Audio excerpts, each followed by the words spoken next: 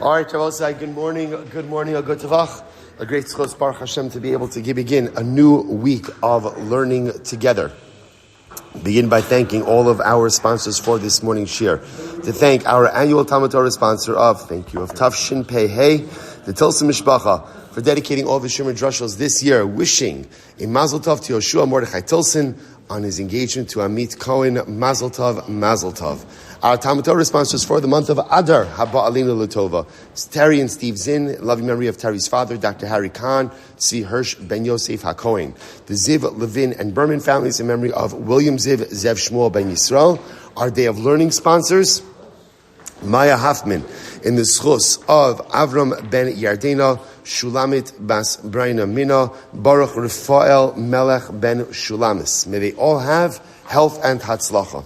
Beautiful. Our Daf Yomi sponsor today, Alan Wiseman, in memory of his father-in-law, Charles Newman, Zechariah ben Yisroel Tzvi, Zichron Levracha, and Eli Rothschild, in honor of the new baby girl, to Zazi and Michelle Rothschild. Mazel Tov to Zazi's grandparents, Chaim Channah Rothschild, and his sister and brother-in-law, Moishe and Yardena Gardyn, and family. Mazel Tov, Mazel Tov. Should be zocheh to continued besaros tovos for Klal Yisrael. Mosey, with that, let us begin. Today's daf is Ayin Hey. I apologize in advance. I'm going to have to end the shira a few minutes early. But thank you for that, by the way. Thank you. I wasn't planned. I just want to point out it was not planned. But thank you. But we're going to pack in a lot. We're actually also going to start from the top of Ayin Hey. My son Avraham gave shir yesterday. Did a great job. Baruch Hashem with very, very little notice. I'm sorry?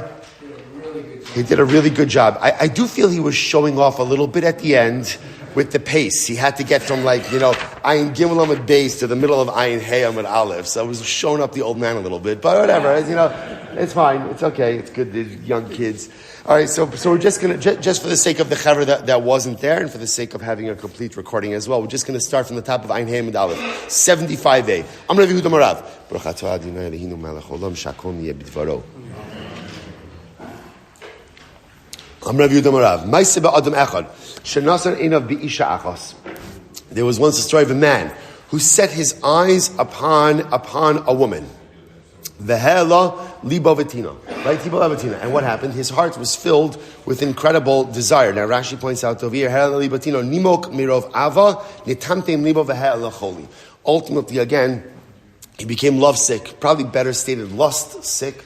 But ultimately, again, he becomes infatuated with this one. Abba said, by the way, a tremendous Moshe Haskell just in the beginning. Where was the mistake? Shenasan Einav. I will say, one of the reasons that we have to be so careful is Shmiras Ha'inayim. What we look at is because, as the Gemara says, Einayim rose, the eyes see, v'halev chomed.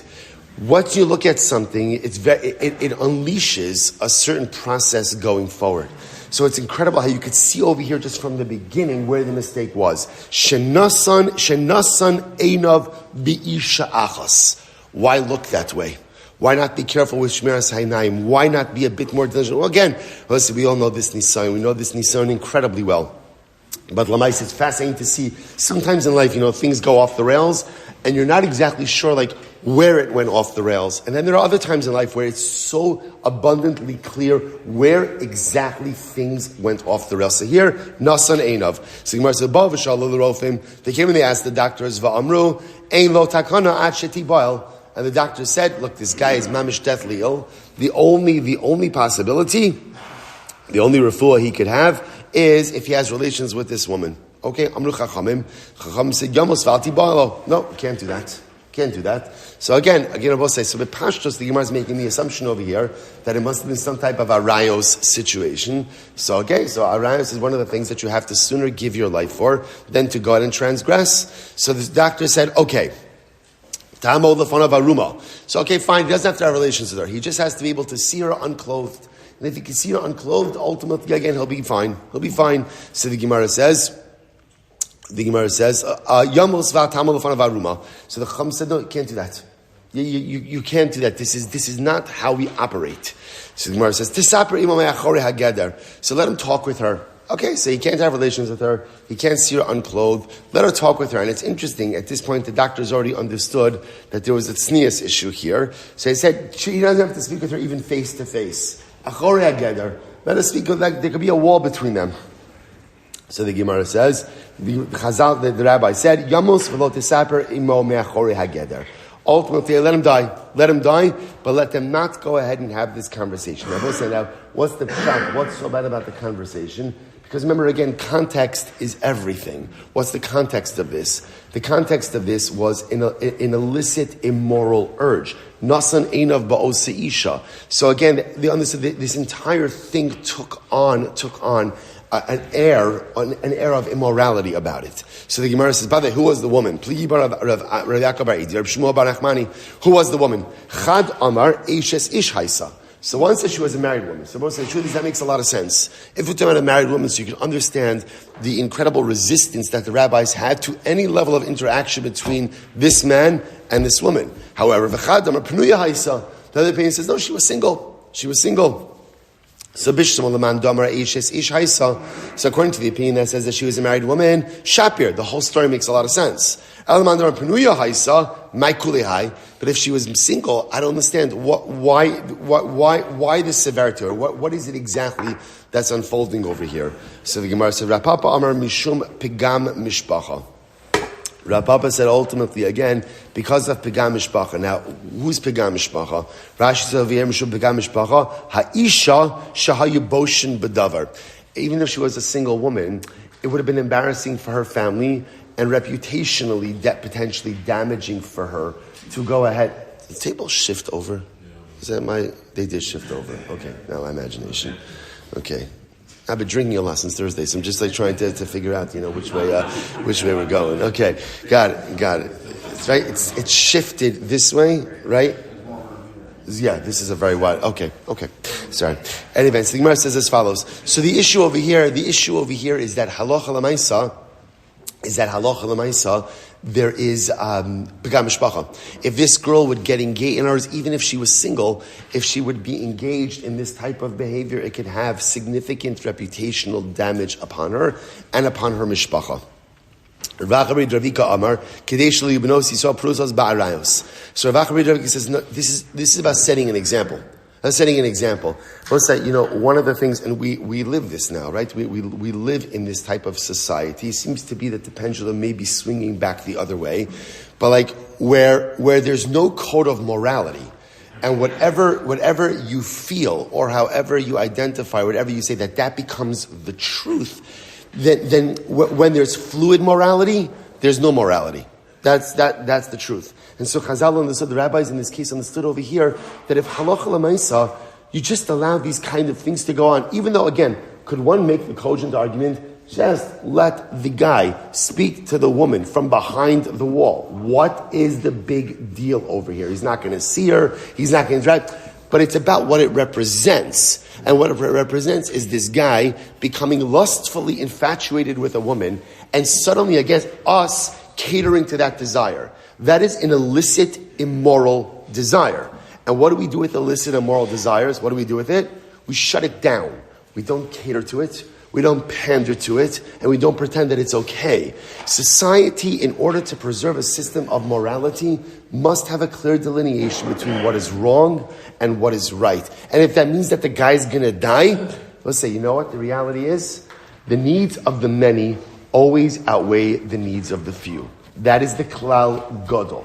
Just because someone thinks something or wants something doesn't mean that everyone else has to cater to it. There is a system, there is a society, there's a code of conduct, and that has to be preserved at all costs, even if it means if the guy's going to die, the guy's going to die. The guy's going to die. So the Gemara says, one second.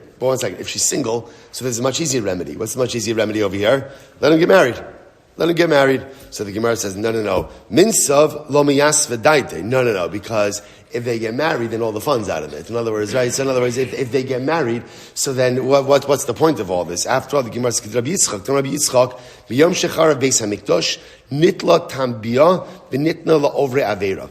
Rabbi Yitzchak said, it's a fascinating statement. From the day the beis hamikdosh was destroyed, literally, nitna tambia, which means the full pleasure of bia, full pleasure of relations was removed, and was only given over to sinful behavior. Now we're going to come back to what that means in just a moment. Shene'emar, mayim ginuvim yimtaku, v'lechem star b'naim. Again, literally, stolen waters are sweeter, and hidden bread is more pleasant. So the idea over here is part of what drove this lust is that he couldn't have her. That's part of what drove this. Right? It wasn't, if he married her, it's permitted. If it's permitted, it's not the same type of satisfaction of lust. Stolen waters are sweeter. So this idea is incredible. There's actually, even though Rabbi Yitzchak is saying this as one idea, there's really two different concepts in here. The first concept is this idea of nitla tambia v'nitla orei avera. What does that mean?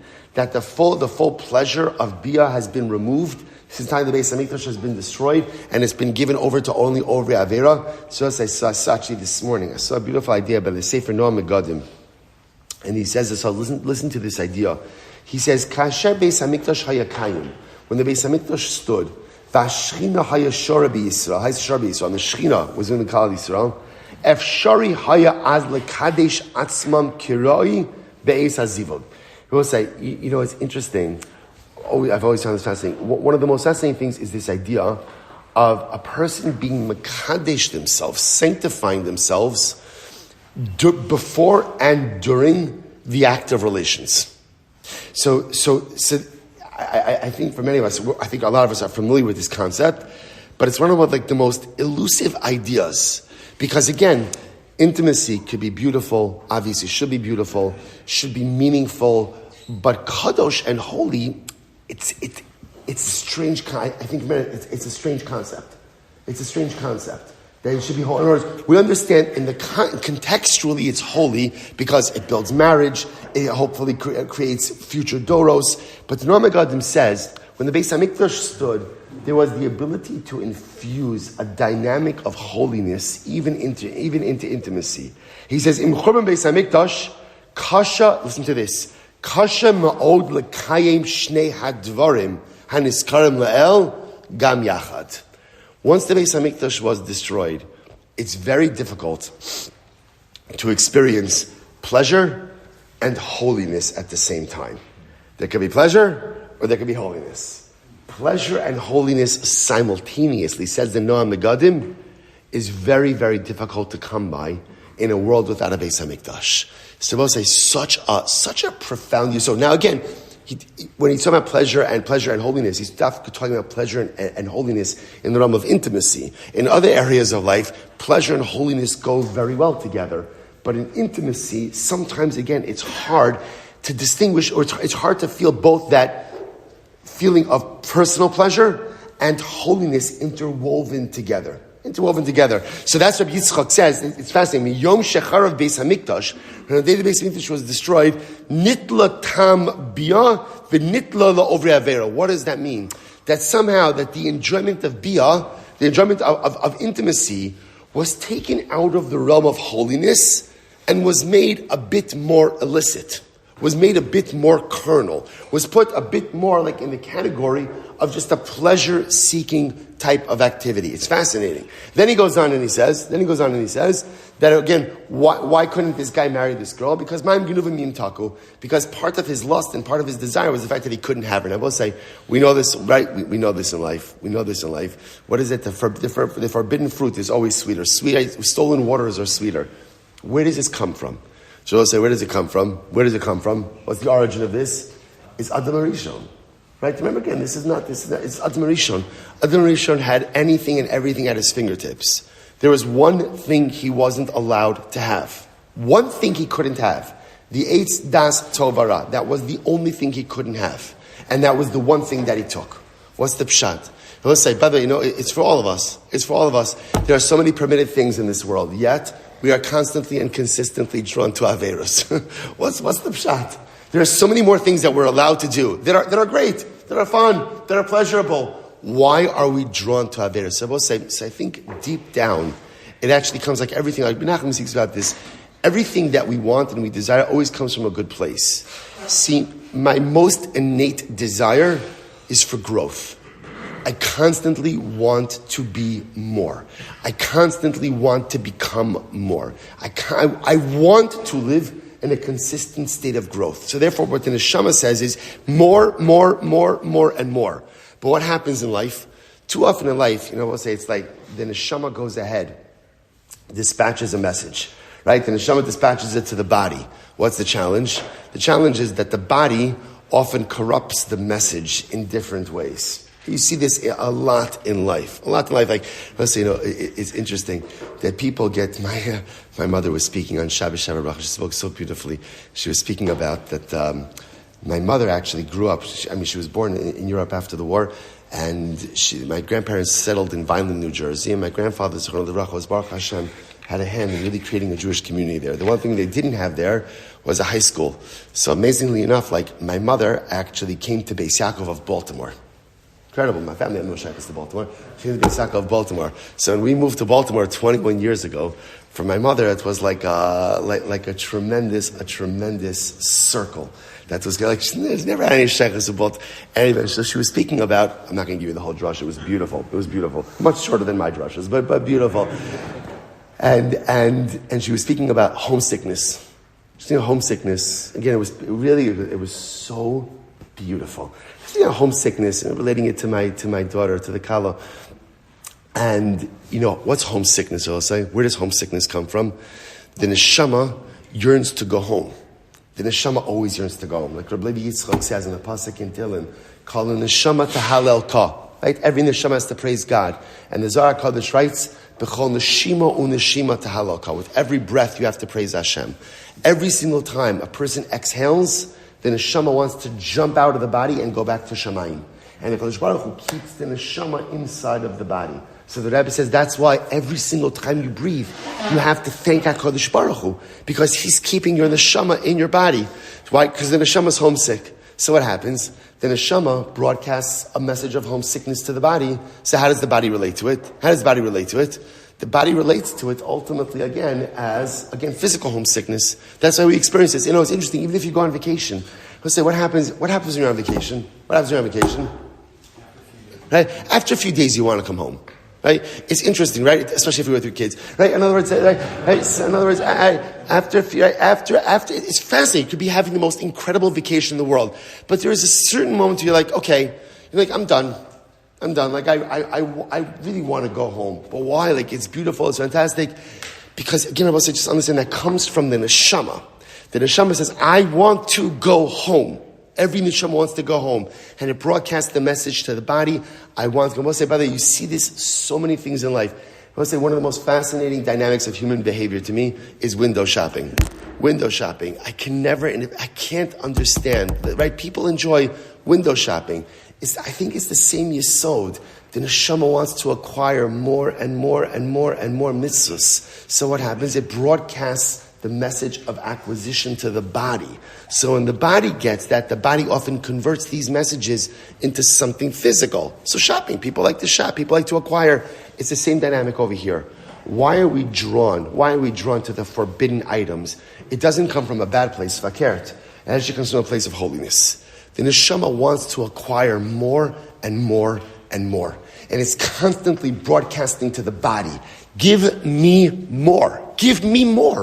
Don't content yourself with what you have now. I want more Torah. I want more mitzvos. I want more Kedusha.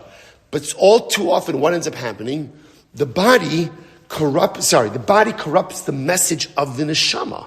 So the neshama is saying, give me more. The body says, let's do it. You want more? I'm going to give you more. The problem is the body often corrupts the message, and the body takes the message of more, including that which is forbidden. That's why, again, we're so often drawn to the Maim Genuvim Yimtaku, to the forbidden waters, to the stolen waters, because that's the body's corrupting the message of the neshama for more. And I will say it's so important because a lot of times when we're pulled towards certain things in life, we often like to think, or we often condition to think, that the things we're pulled to are a result of certain carnal desires, wants, and lusts. That may be true, but sometimes you'd be surprised that those desires really are coming from the neshama, but it's the body that is corrupting the message and taking me in all the wrong directions. Incredible. Incredible. New Mishnah. All right, on to lighter topics like Sreifa. So let's say, so again, these are the people who experience Sreifa, execution by Sreifa. Now we spoke a little bit about, we're going to get into the dynamics of Sreifa as well. Remember, Sreifa is not burning someone, but rather again, Sreifa is internal Sreifa, the molten lead. We spoke about this already before. We'll speak about it more in the Gemara to come. So let's go back there. These are the people who are executed with Sreifa. Haba'al Isha Ubita, a man who has relations with a woman and her daughter, Ubas Cohen Shezinsa, and the Bas Cohen who committed adultery. We saw that extensively. Yesh Bechlal Isha Ubita. Now we'll say there are other people included in this category of woman and her daughter. Now we'll have to define a lot of these lines in the Gemara. Bito, who's included over here, his daughter. Bas Bito, the daughter of his daughter. Bas Bino, the daughter of his son. Bas Ishra, the daughter of his wife. Bas Bita, the daughter of his daughter. Ubas Bina, the daughter of his son. Chamoso, mother-in-law. Ve'im Chamoso, the mother of your mother-in-law, ve'im chamav, and the mother of your father-in-law. So again, we'll have to break out these categories. I have to break out these categories into a little bit more depth. Rabbi say, but bottom line, all of these arayos are forbidden, and the penalty is sreifa. So let's analyze. Haba'al isha shenasa bita lo katani. Now it's interesting. The Mishnah doesn't say that if a man has relations with a woman whose daughter he married. Right, so in other words, it doesn't say if you have relations with the mother of right. If you have relations with the woman whose daughter you married, which essentially is your mother-in-law, so it doesn't say that. Ella haba al isha ubita. Right, the Mishnah is a man has relations with a woman and her daughter. Michlal de tarvayu the isura, which indicates to us that both of these women are prohibited. Umaninhu. So who are these women that we are discussing? Chamoso ve'im chamoso. It's actually talking about one's mother-in-law and the mother of one's mother-in-law. Vekatani, and we learned Yesh bechlal isha ubita, that there are other people included in this category of a woman and her daughter. Mechlal de tarvayu ksivi behedja. So we'll say the inference is that these two women, in other words, chamoso and im chamoso, are written explicitly, but that's not true. V'hanach midrasha asya, but ultimately they learned that from midrasha. So hani chalad la'abayid amar mashmal's darshan ikabeinahu. So according to Abaye, so this makes a lot of sense because Abaye says that really the fundamental machlokes over here is the ability to intuit certain prohibitions. Masnisin mani, Rabbi Akiva el Rava damar chamoso la'achar misa ikabina masnisin mani. But according to Rava, who says that no, it's coming to prohibit your mother-in-law even after the death of a wife. So let's say Reuven is married to Rachel. So obviously when Reuven is married to Rachel, he's prohibited to Rachel's mother. Let's say Rachel dies. Is Reuven permitted to marry his former mother-in-law? So apparently that's a point of contention. So according to Rava would say, one has to read the Mishnah as the following: one who has relations with a woman whose daughter he married, which is a reference ultimately again to mother-in-law. Okay. So again, included in the category of a woman and her daughter are included again chamosa, mother-in-law, im chamosa, the mother of the mother-in-law, veim chamav, and the mother of your your father-in-law. So the Gemara says la Abaye, Aidi de kabay lemisna im chamav, tani nami chamosa veim chamosa. So Abaye says, really, what the Mishnah is trying to teach me over here is the case of im chamav, the mother of your mother-in-law. Mother of your mother-in-law. But since it said mother of your mother-in-law, it also included mother-in-law and mother of your father-in-law. So the Gemara says, sorry, I read that wrong. According to Abaye, one's teaching Im Chamav. The Chiddush over here is mother of my father-in-law. That's the Chiddush. But since it said that, it also included mother-in-law and mother of the mother-in-law. Okay, the Rava, Aidi de Kabay lemisna Im Chamav, the Im Chamoso, Tani Nam, bless you, Tani Nami Chamoso. Rava said, no, since the Ikra of the Mishnah wants to teach me mother of my father-in-law, it also includes chamosa, mother-in-law, mother of mother-in-law and mother-in-law. So where do we know all these prohibitions from? The Tan Rabbanan, Ish asher yikach es isha ves ima. So the pasuk says, if a man will go ahead and yikach marry a woman and her mother. So remember again. So here the pasuk is quite explicit. The ish asher yikach es isha ves ima zimahi ba'esh yisrofu. So again, here this is an explicit pasuk. If a man will marry a woman and her mother, so Reuven marries Rachel and Rachel's mother. You see, the Gemara says zimahi. It's znus. Ba'eshis rofu. Ultimately against Sreifa. So this is one of the explicit psukim about Sreifa. So the Gemara says, Isha sheikach es isha ves ima, ainli ela isha v'ima. I only know that it applies to a woman and her mother. Bas isha ubas bita. How do I know about the following relationships? What about bas isha? Reuven marries, so again, the pasuk teaches me that what? If Reuven marries Rachel, who can't he marry? Who can't he marry? He can't marry Rachel's mother. He can't marry Rachel's mother. Okay. How do I know that he also can't marry? Right? How do I know that he also can't? Eli in the Isha Vima. Bas Isha, Rachel's daughter. Bas Bita, the daughter of Rachel's daughter. Bas Bina, the daughter of Rachel's son, Minayin. So again, Torah tells me about Rachel's mother. How do I know about the generations down below Rachel that the prohibition applies? So the Gemara says very simple. Ne'amar Kahn Zima. It says over here by mother-in-law Zima. V'ne'amar Lahalon Zima. And it says again, I will say later on, this is the case of Bas Ishto, the daughter of one's wife. This is also Ervas Isha Ubita Lo Sigala. That's an explicit pasuk as well. You cannot go ahead and marry both a woman and her daughter. So it says Zima by mother-in-law, and it says Zima by Bas Ishto, the daughter of one's wife. Ma Lahalon Bita Ubas Bita, just like over there refers to ultimately her daughter, and the daughter of her daughter, Ubas Bina, the daughter of her son, Afkan. So to over here, Bita, it applies to the daughter. Bas Bita, the daughter of a daughter. Ubas Bina. Incredible. Minayin lasos zecharim kinikevos. How do we know that you treat men like women? Now, at first glance, we don't know what that phrase means. We're going to explain it in just a little bit. How do you know that you have to treat men like women? Ne'amar kan zima v'ne'amar la'alan zima. Says over here zima, again by chamoso, and by bas ishto it says zima. Ma la'alan zcharim kinikevos, avkan zcharim kinikevos. Just like over here, we treat the zcharim like the nikevos, so to over here, we treat this zcharim like the nikevos. So, okay, we'll say, like I said, we don't know what that means yet. Well, we'll get to it in just a bit. Minayin lasos lamata kilamala. How do I know that we should make that which is mentioned below like that which is mentioned above? Once again, no idea what that phrase means. I will say, it's interesting, by the way, stylistically, that the Gemara does this. The Gemara will quote a Brysa, and we read the Brysa. We have no idea what it means. And then we explain it later on. You think about it stylistically. Why not just explain it where it is? So remember, Chazal teach us so many profound pieces of life musar, even in very nuanced ways. So much of life is being able to continue forward, even if you don't understand something. Things happen in life, we have good kashas. But the danger of good kashas is sometimes you get so hung up on the question that you become immobilized. Sometimes you become so bothered by the things you can't answer. I can't move forward. I have to wait. Gemara says, no. Do you know what you do when you read through a brisa that you don't understand? You know what you do? Keep going. But I don't understand it. You'll understand it. Or not. But either way, whether you understand it or you don't understand it, you're going to have to move forward one way or the other. But one thing is clear. Just because there's a good kasha doesn't allow you to get stuck in place. And I will say, one of the most important life nuggets of information, right? Because we all come up on those situations where we're like, what is going on over here? What is this? It's my kasha, my life kasha. And it is so easy to lose yourself kind of in that abyss of life questioning. But the avoda of life is when you get to that life brisa that you don't understand, ask the question, move forward. More often than not, when you move forward, you'll find the answers you're looking for.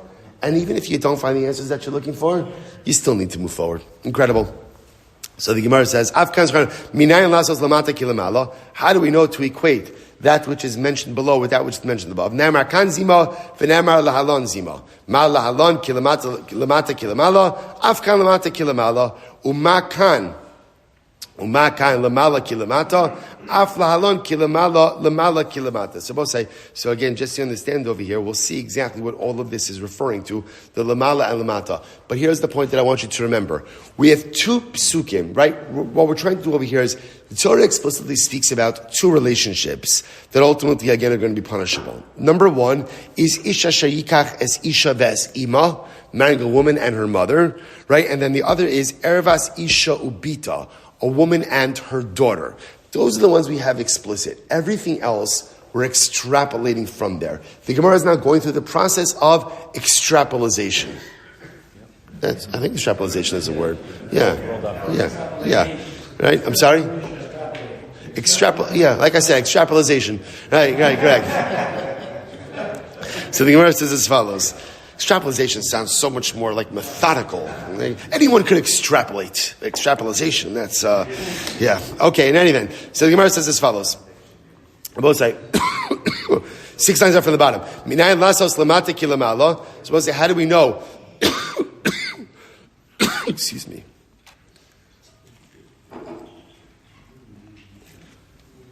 Minayin lasos lamata kilamala.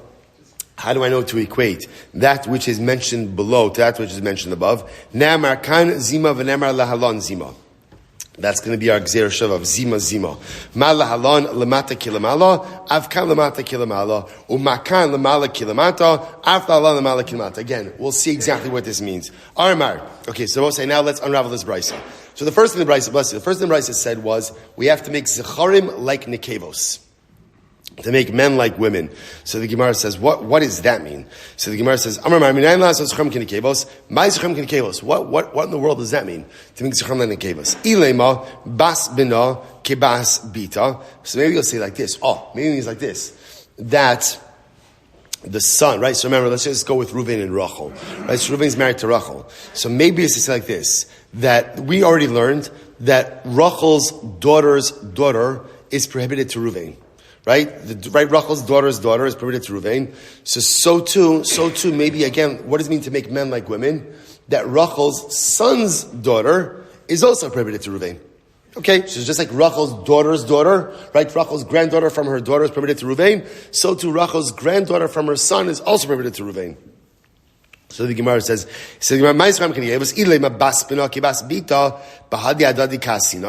right? Ultimately, again, are those learned out together? Rather, is coming to include instead the mother Eim Chamav, the mother of Reuven's father-in-law, like the mother of Reuven's mother-in-law. So the Gemara says, 1 second. Hashta Eim Chamoso lo kamalan, Eim Chamav mehadar Allah. We haven't established, we have not firmly established a prohibition of my mother-in-law's mother, right? We have not firmly established that. So now we said it, but we didn't establish it. So how can you go ahead and now start adding on additional isurim, like again, the mother of my father-in-law, before we've firmly established the mother of my mother-in-law? Amit base. So Abai says like this. No, Hakikam is what it means to say. Minayin lasos she'er haba mimenu ki she'er haba mimena. No, what it means is like this. How do we know that the same way that her relatives are prohibited to him, so too again, his relatives are prohibited to him as well?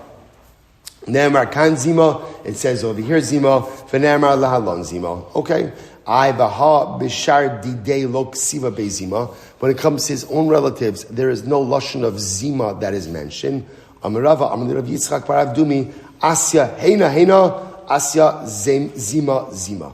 Okay, so also we make almost like a double gzeir shava of heina and zima. Amar Mar, minayin lasos lamata kilamala. So also beforehand we said, how do you know to make that which is mentioned below like that which is mentioned above? So Gemara says once again, my lamata kilamala. What does that mean? What does that mean? Ilema bas bina ubas bita ki bita. So maybe he's saying like this. Maybe I will say, so again, we're trying to figure out the lashon of lamata kilamala. Right? We're trying to equate arayos that are lamata below to that which is above. Okay, so maybe it means like this. Maybe he's coming to teach me that, right, Reuven's married to Rachel, that Rachel's son's daughter and Rachel's daughter's daughter have the same status as Rachel's daughter vis-a-vis Reuven. Okay, so the Gemara says, if that's the case, bahadi adadi kasyon. These all learned that from the same source. Ella eim chamav ve'eim chamoso kechamoso. Rather, what it's coming to say is like this: the same way that Reuven can't marry his mother-in-law, right? So too again, he also can't have relations with the mother of his mother-in-law and the mother of his father-in-law. But if that's the case, Hai lemata kilamala, lemala kilamatavi. Then we'll say the lashon is wrong. Because we'll say the lashon of lemata kilamala sounds like, if you understand the way we'll say, let's assume the midpoint. Who's the midpoint of all of these arayos relationships, right? Who's like the middle? The wife. Rachel, right? So lamata would be anyone who comes from her, right? Her kids, grandkids, and lamala would be her mother, and so, right, mother's mother, father's mother, so on and so forth. So if we're coming to say that we're coming to learn out mother of the mother-in-law, mother of the father-in-law, then I both say that's not lamata kilamala, but rather what? That's lamala kilamata. Because remember, we're going from the top down. So the Gemara says, you're right, Tani lamala kilamata. Yeah, you're right. Change the lashon, and rather it should read lamala kilamata. So both say, so then what the Gemara is saying is like this. How do we know to make the prohibitions of mother-in-law? Well, mother-in-law is explicit, right? But really, mother of mother-in-law and mother of father-in-law, just like the prohibition of Rachel's daughter to Ruvain. That essentially, Ruvain's relationship to Rachel's, let's say like this. Ruvain's relationship, this whole thing is just one big mess. Right? I'm sorry. Ruvain's relationship, now here it is. Ruvain's relationship to his mother, to his mother-in-law's mother, and his father-in-law's mother, is just like his relationship to Rachel, his wife's daughter. That's it. Same way that he's prohibited to his wife's daughter, he's also prohibited to his mother-in-law's mother and to his father-in-law's mother. And therefore the Gemara says that's what it means to say, how do we know to make lemala? Lemala means, again, the generations above his wife, i.e., his mother-in-law's mother and his father-in-law's mother, just like lemata to his wife's daughter. That's it. Ihaki, if that's the case, Namar kan zima v'namar la lan zima. It says over here, Zima says over there, Zima. Ma hashta, we'll say first white line, ma hashta inhi lo ksiva Zima, dido ksiva, but it doesn't say Zima over here. How could it be referring to her? Rabbi Hoffman, what it means to say. Minayin lasos, here it is. Minayin lasos, shlosha doros lemalo, kishlosha doros lemata. How do I know to go ahead and make the 3 generations above like the 3 generations below? So we'll say, so remember again, if you look, Reuben's married to Rachel, if you make, although with all this, I don't know how long Reuben's been married to Rachel, right? Reuben's married to Rachel, so how do I know, again, about say, to take the 3 generations above Rachel and equate them with the 3 generations below Rachel? And just like to say the 3 generations below Rachel are all going to be prohibited to Reuven, her husband, so too, again, the 3 generations above Rachel will also be prohibited to Reuven, her husband. To which the Gemara says, Ne'emar lemata zima, ve'ne'emar lemala zima. It says lemala, right, which are the generations above Rachel. It says lashon of zima, and it says ultimately again generations below Rachel, zima as well. So the Gemara says, malamata shlosha doros, af lemala shlosha doros. So to just like below Rachel, there's 3 generations. So to we apply the zima metric to the 3 generations above Rachel as well. Uma ba'onet, af lemala shlosha doros. Uma ba'onesh asa lemata kilamalo, and just like when it comes to punishment, i.e. sreifa, we made again about say lemata kilamalo. We made the 3 generations below Rachel, just like the 3 generations above Rachel, i.e. sreifa.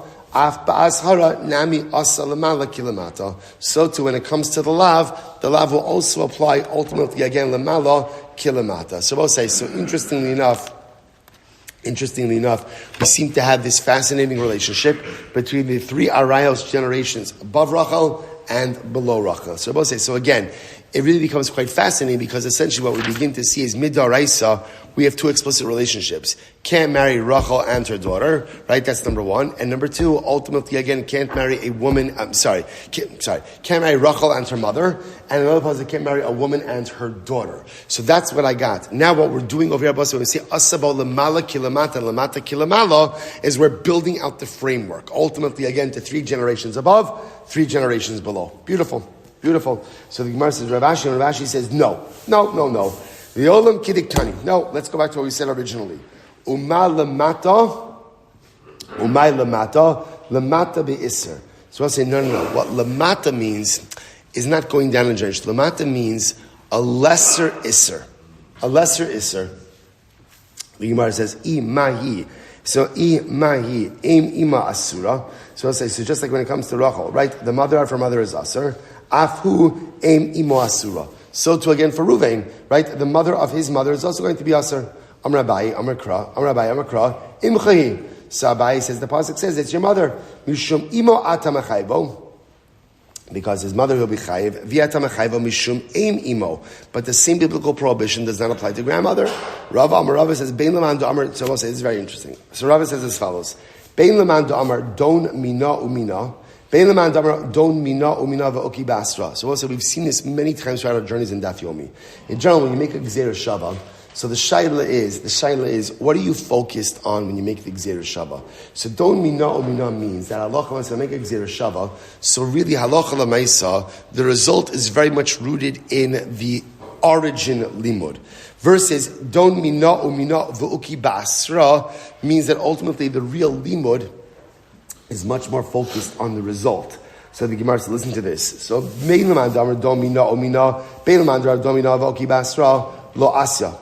So we'll say, so whether or not, so whichever way you understand the Gzeira Shava, ultimately, again, it's not going to work. What does it mean it's not going to work? That Allah you're not going to be able to learn the Isser about Aim Imo, the mother of his mother. Why not? So the man don mina umina. So the one who says ultimately again don mina umina, which means we ultimately focus that the result is very much reflective of the origin limud. So the Gemara says, Mahi Aim Ima Asura, just like by Rachel. Ultimately, again, her mother's mother is going to be Asura to Ruvain.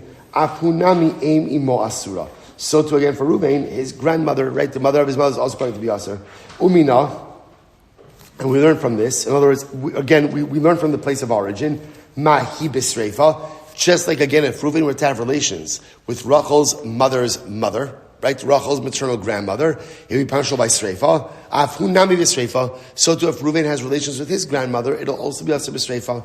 L'man damar Sreifa. So the Gemara says, but L'man damar Sreifa chamura ikal mifrach. But according to the opinion that says that Sreifa is more chamur than skila, you can ask Kapircha. Malihi shekain ima b'Sreifa. So I'll say ultimately again, when it comes to Rachel, their relations with her mother, if Reuven has relations with her mother, it's punishable by Sreifa. Tamar bahu shima b'skila. If Reuven has relations with his mother, it's punishable by skila. V'od, imo b'skila, imo b'sreifa. Doesn't make sense that if Reuven has relations with his own mother, it's with skila, but with ultimately, again, the mother of his mother, it's with sreifa. So v'od, furthermore, mahi lo chalakta, ba, bein ima le'ein ima. Just like when it comes to Rachel, there's no distinction between her mother and her mother's mother. Afuna milo taklok bo bein imo le'ein imo. So too by Ruvain, there should not be a distinction between the prohibition between his mother and his mother's mother. Okay. Ulaman da'amar skila chamura mehai kusha lo niduna. And according to the opinion that says, ultimately again, that skila is more chamar, you don't have to deal with the same question. Fine, so that's part one. Part two, ulaman da'amar don mina v'uki v'asra. And according to the opinion that says, when it comes to a gzeira shava, we're much more focused. We model the entire gzeira shava on the result of the gzeira shava. So the Gemara says, Mahi ein ima asura. Just like by Rachel, her mother's mother is asur. Afhu nami ein imo asura. So too again, Ruvain, his mother's mother is also going to be asur. V'uki basra. And let's derive the halachas from that result. Hasam hud b'sreifa. So they both say, there the halachas is by sreifa. Aval hacha b'skila. But ultimately, but here it should be by skila. Ki the ashkechon b'imo. As we find is the punishment by his mother, which is skila. So the man damar sreifa chamura ikal mifrach. And according to the opinion that says that sreifa is more chamura, we have another percha. What's the percha? What's the top of ayin? Vav 76a. Malihi shekeni ma b'sreifa. What about by Rachel? By Rachel, relations with Rachel's mother is going to be by sreifa. Tomar behu shio b'skila. By him, relations with mother should be by skila. V'od hu kihi. Furthermore, I'm going to say, why should his halachas be different than hers? Or his halachas different than hers? Mahi lo chalakta ba. Bein bita le'ein ima. Just like by Rachel Rabosai, there is no distinction vis-a-vis Ruvain, whether he has relations with Rachel's daughter or Rachel's mother. Either way, again, it's going to be sreifa. Afhu lo tachlok bo bein bito le'ein imo. So too by Ruvain, there should be no chilik between relations with his daughter or relations with the mother of his mother. Uleman da'amar skila chamura. But according to the one who says that skila is more chamar, mehai kusha lo niduna. Ultimately, again, you don't have this same kasha about the isser of aim imo. All right, so we're going to stop over here for today. I feel like we've reached real clarity with this, so we're going to this is a good place to stop. So I'll say, okay. So bottom line, what's the takeaway? So maybe stay away from family gatherings. I don't know. Maybe that's the thing, right? So what's the thing? So just understand here, to really simplify this, because actually, remember, we'll say this is just one of these classic situations where the Gemara is working through it. We'll say, there is a profound yisod. Oh, let me first tell you that. We'll talk about the profound yisod, then we'll end. So as I says what we know, right? Midaraisa, two relationships we know that are explicit. What are the two relationships? A woman and her mother, a woman and her daughter. That's we know are explicit. What our Mishnah is doing is it's building out a framework. It's building out a framework of other relationships, ultimately, again, that will be treated like wife's mother, wife's daughter, and therefore punishable both by sreifa. The paradigm that we're using is lemala kilamata, lemata kilamala. Using the wife as the arayos midpoint over here. What we're understanding is those who are above her, and we're going 3 generations above her, 3 generations below her, essentially are all going to have the same framework for arayos. Now again, all the Gemara is doing right now is working through this process and trying to figure out how to get. The good part is, I know what the conclusion is because we read the Mishnah. Now we're just trying to figure out ultimately again how we get to this conclusion. What I will end off with is a tremendous Moshe in all of this. If you notice, you see a Gemara like this, went through a blot of Gemara or an Amit of Gemara, and it doesn't feel like we reached any significant conclusion. So I'll say, you see from here tremendous yisod in life. That in life, when you have a problem and you have an issue, it is incredibly important to talk it out. Now, sometimes it could be frustrating to talk things out. Why? So also, this happens in marriage all the time, and it's an important yisod in marriage. Sometimes there's something perhaps that your spouse wants to talk out. So you're like, okay, let's talk it out. And then what happens? You begin talking about it. Don't look at me blankly, by the way. Right? You all know exactly what I'm talking about. Yeah, you look at it blankly, right? You talk it out, and then it goes on. And what happens? What are you thinking in your head? This is not going anywhere, right? This is not going anywhere. We're talking about the same things over and over and over. This is not getting anywhere. Now, let's say it's important to understand a tremendous yisod in relationships is that sometimes you just have to talk it out even if it doesn't feel like it's getting anywhere, because sometimes just allowing someone to talk things out and to unload things that are sitting on their neshama, even if in your mind you're like, I think I'm just getting more confused and I think I actually have less clarity than when we started, is in and of itself a cathartic and profound process. I think so often, remember, Chazal could have skipped all of this stuff. The reason why we focus so much on Gemara, because anything and everything you need to be successful in life is in Gemara. It's all here. And this is sort of sometimes having conversations, you're like, what? What are we talking about? Didn't we just talk about that? Or didn't you just say something different? But sometimes giving someone who you care about just a safe space to be able to express themselves, to talk it through, even if you're left wondering what it is exactly that we are doing over here, is a profound stepping stone in building meaningful relationship.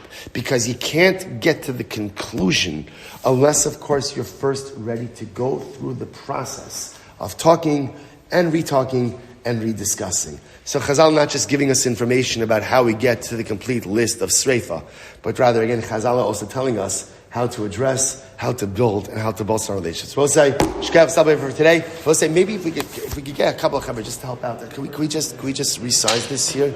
This is straight. This is straight? So what's off? No, it's not. This is right where. So what's off?